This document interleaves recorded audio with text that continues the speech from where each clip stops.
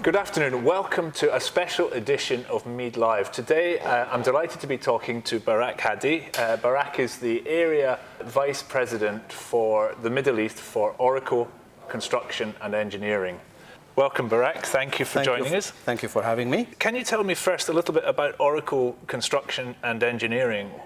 What is that, and where does it fit in within the wider Oracle name, which obviously everybody will know? Yeah, so everybody knows and understands what Oracle does. It's a long-standing company that offers IT and technology from ERP, databases, even hardware, for serving certain market sectors. Oracle has elected to create global business units. There are around 7 or 8 of them. We are one of those that are, we are independent to go to market strategy than the corporate at large. We obey with all of Oracle rules and regulations, ethical, finance, and legal terms, but we are free to develop our tools, acquire tools as they fit for the industry-specific needs. So construction and engineering, as we refer to it as CEGBU, is focused on the asset erection, if you want to call it, from the planning stage all the way to operation and maintenance. So it's what we at MEED would call the projects market. Correct. So Oracle Construction and Engineering, it's a global business unit focusing on the projects market, and you're responsible for the Middle East. Indeed.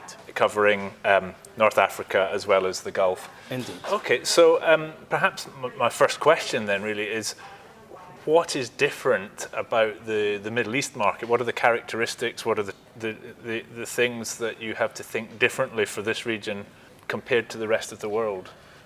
So in the Middle East, it's no different than any other sub-region in the world. There is cultural issues. There are requirements that drive from a technology point of view, from the human resources point of view, from the processes point of view.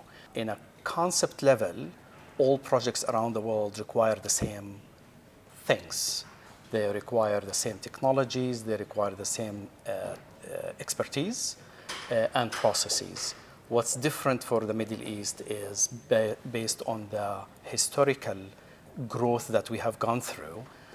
Sometimes there is a lack of resources, for example, that are required to deploy a construction phase that is larger than other areas around the world. Are you talking here about human resources or manufacturing capacity? No. Human resources that are specific for the construction of the assets.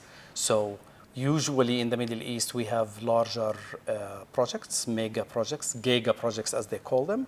And with the giga projects, you require a lot more technology, you require a lot more resources, you require a lot of better processes, and there is no room for error. So that is different than the rest of the world. And so in this market, particularly I guess we're talking about the GCC where we have these mega and giga projects, is that creating an increasing demand for digital technologies to support project delivery and project operation? Or is it not actually a factor in demand for your products? That's more of a cultural thing. So the demand is there by nature globally. Everywhere else, the demand is there. The challenge that we are faced with is that the resources that we have that are deployed on the project have a very different levels of technology expertise, which makes it harder to deploy and utilize the products and the offerings that we give because of the knowledge and the experience that varies. So one of the challenges that we're facing, for example, is the giga projects in Saudi Arabia, part of the PIF, which is part of the Vision 2030. You get all of these large projects that are in need for expertise. The technology is required, but how do you effectively deploy the technology and ensure that the resources on the projects, from the owner-operators all the way to the project delivery teams, use the same data sets and make sure that they are end-to-end for the needs of the project. So these projects now, particularly in Saudi Arabia, where we have this Vision 2030 reform program, we have these huge flagship projects that have to be delivered yesterday. Correct. And you have already highlighted, the human resources capacity issues, the skills with data or with technology. You just touched briefly on data requirements as well. So collecting data, putting it on a platform, tracking it, monitoring it, sharing it.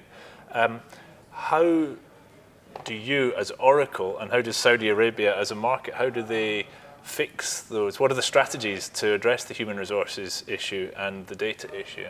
So our job locally is to take what's been built globally by our CEGBU and by Oracle at large. It is, the technology is built on the platform of Oracle itself, where the security and the privacy is very important for all the users. We built on top of that the tools that are to be deployed for a project specific. Our jobs locally is to take that great technology and make sure that we live through the technology transfer within the project teams and the owner operators by living with them on that journey.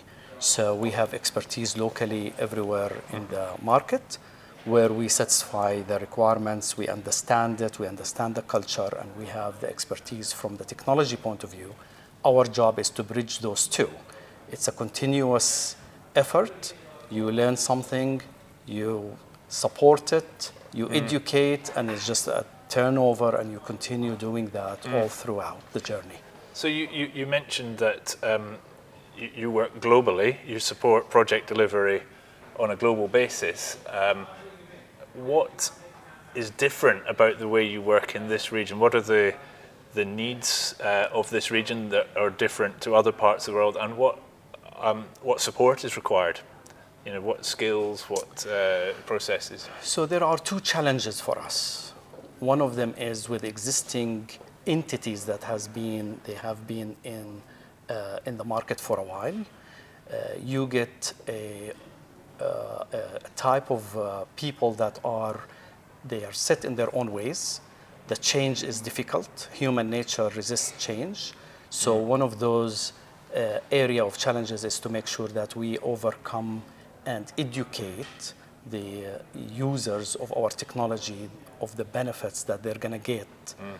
Definitely from the processes point of view as well, old processes were developed, were created based on before technology arrives. And now that the technology arrived, you don't want to fit the process to the technology. You have to relook at the process, because in a lot of times or a lot of cases, you're going to have to go back and debate the purpose, because the process itself could change based on the technology. So those are existing entities and companies that have been in the market that is part of it, different than other parts of the world. The other is brand new companies that are created. I will refer back to the gigaprojects in Saudi Arabia. These are brand new companies that get created. Do they have a strategy altogether? And if they have a strategy, do they have the infrastructure to support it? So those are challenges that we, at the teams that we work with, we have to take them through that journey to ensure that they understand what they're getting, they will utilize it, and they will create the data to support it. So a lot of these mega projects, and even on smaller projects, the technology, IoT, machine learning, all of those new introduced technologies will require data for them to operate. So you need to collect data from the start, from the beginning, in a structured manner, so you can utilize it at a later stage. So when you said these new project companies or these new projects need a strategy, what is the strategy you're talking about? Is it a data strategy, or is it the strategy for the whole project? It's a technology transformation. So it's a technology related. I'm focused on the technology side of it. So it's a technology related strategy. Okay, so if I'm a project sponsor, so say I'm the public investment fund in Saudi Arabia, and I have the Red Sea project to develop, how do I start with a technology strategy for my projects? What are the building blocks that I need to put in place? First of all, need to understand what you're trying to deliver by the timing that you need to deliver it with, the time effect. As you mentioned earlier, these are supposed to be built and operated yesterday, so there is an issue of the timing. And then you need to understand the type of contractors and subcontractors that you're going to have on your project, and therefore you build your technology requirements accordingly. So does this shape your procurement strategy? So if in a traditional construction project, probably in most of the world, but certainly in the Middle East, a client will, particularly a government client, will put out a tender, they'll get the bids in, and they'll choose the lowest bids, and then there'll be all the chaos that follows from that traditional practice. You are describing a new set of processes around digital data and technology. So you can't just get the first contractor that submits the lowest price. You have to think about who you hire. I mean, so this strategy that you're describing, this should go into procurement? Definitely does. And we have seen it in the gigaprojects as well, where the decision makers, although they get a lot of noise from a lot of different parts of the technology, they still go back to what is best for the long term. And again, we live with them through that journey. We educate them, we support them, we make sure that they understand what our offering is. And it's not necessarily our offering only. It is the complementary offerings that surround us that are going to give the end-to-end results for them. One of the things I hear a lot about is that there's a disconnect between the different phases of a project. So you have the design part, you have the construction part, you have the operations part. This strategy that you are describing that project sponsors should think about goes through the full life cycle, does it? End to end, definitely. So the most important is the data. It's not about the tools, it's the data. And anytime you take data from one stage to another, you're bound to lose some of the intelligence behind it. So you have to have the strategy behind the data from the start, and then the tools will come in as a complementary tools to the data structures that you have developed. So we talk about BIM, for example, and we are big on integration with BIM. BIM is important, but it's not about only BIM. You have to understand how you're going to use the BIM for your full cycle, again, from the planning stage all the way to the operations and maintenance stage. So one question that often comes up, if you have the different software packages and platforms and different parties to a project, collecting data, putting the data into a system, everybody working from a common platform. Who owns the data? Who is responsible for errors or keeping it up to date? Do we have in this region the right contracts and the right regulations in place to protect and enable and enforce that data model? So you touched on a few things.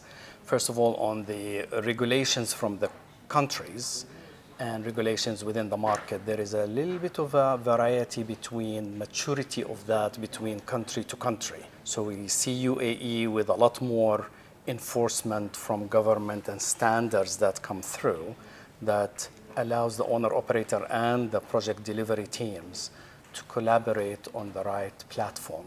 Other countries are still in progress and they are still developing that at this point in time. So having said that and putting that aside, the owner of the data is really the owner operator of the asset. That is where the data is going to start from. That's where the data is going to end up with. All the companies that come through, they will come and go within the project cycle. A planner, a construction company, a subcontractor, an asset or a facility management at a later stage. But at the end of the day, the owner operator is who is responsible for the asset and therefore for the data. We try to focus on that and making sure that the owner operator understands benefits and the risks of not having it. And therefore we try to educate them, work with them, partnership with them to ensure that that data gets structured and enforced upon all the players within the project delivery.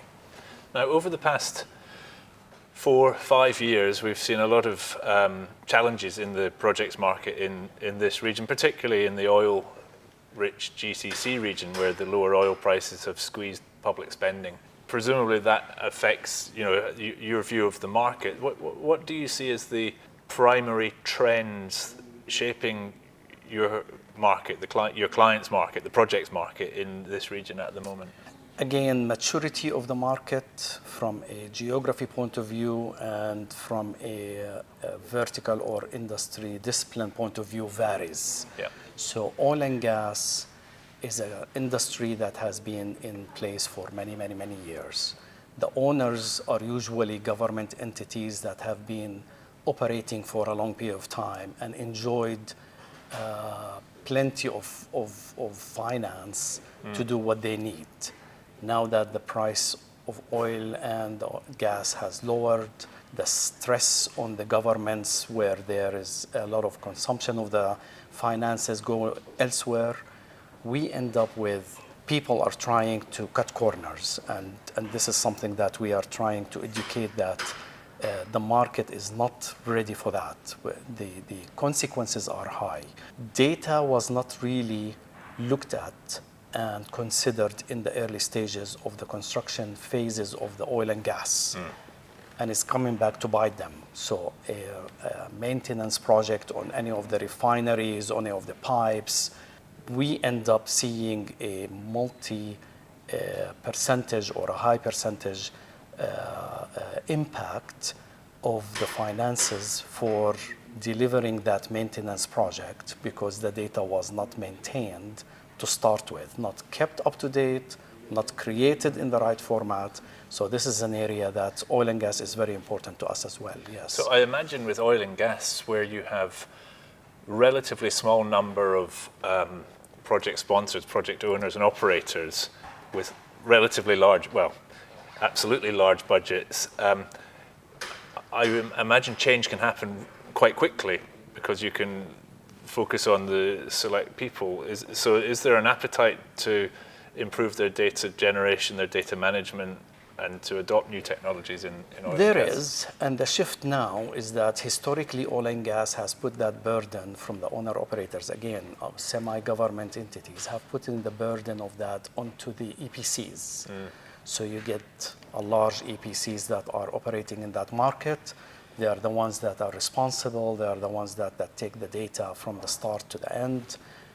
We are seeing the shift where the owner-operators locally, by the government's enforcement, taking that responsibility in-house because they have learned. So that's part of the continuous improvement that they are doing. It is, oil and gas is a very important market as well for us, yes. And how does that compare with the civil and building sector? So for tall buildings or for highways, are they ahead of oil and gas in terms of data and technology, or are they behind? Road and rail infrastructure projects that are public, so again, road and rail, are very similar to the oil and gas. Semi-government, they come through old historical data. A lot of infrastructures are being there for many, many, many years. Great, or a lot of maintenance required, but that's mainly the issue. Where high-rises, subdivisions, gigaprojects, smart cities, we're seeing them come aggressively and with more high-tech savvy, if you want to call it. Yes, it's a big different market. Interesting. So is it possible to quantify? Governments in this region are committed to huge vision targets and objectives, to increase the role of the private sector, to create jobs, to drive in-country value, to reduce carbon emissions, all sorts of very ambitious targets, and usually within a very short time frame, 5-10 years or something. So that means they have to get maximum efficiency and productivity from their spending. How much do you think is going to waste at the moment? Can we quantify, even in very broad terms, the percentage of money and energy that is being wasted because of poor data, lack of skills, lack of strategy, the things that you've outlined? Is it 30% or? That is a difficult question. It's a very good question, but it's a difficult one. And again, the circumstances, market maturity, country base, all of those are factors that it will vary from one to another. This is my guess. I would imagine that the lack of proper data structures, proper processes that support it, and proper humans and resources to utilize it and take full advantage of what they have for making smarter decisions, for example, I would imagine there is a loss of 30-40% indeed. But so that's my, obviously, it's an impossible figure to accurately quantify, but I think it's important that we get a sense. We have something like $3 trillion worth of projects planned in the GCC, or planned or underway. You can easily calculate how. Yeah. So if 30 to 40% is going to waste, then that's a significant strategic impact on the region. Definitely, doing things right the first time saves a lot of money and time at a later stage. So. Now, I want to ask about the blocks. You mentioned briefly earlier on about the sort of the roadblocks to implementing innovation or new technology. So what is your view of where those blocks occur? Do they occur at the top, where people don't understand the detail? Is it in the middle, where people just don't like change, or is it at the bottom where there's not enough skills, or somewhere else? Where are the blockages? So I think it's in the middle. That's my read.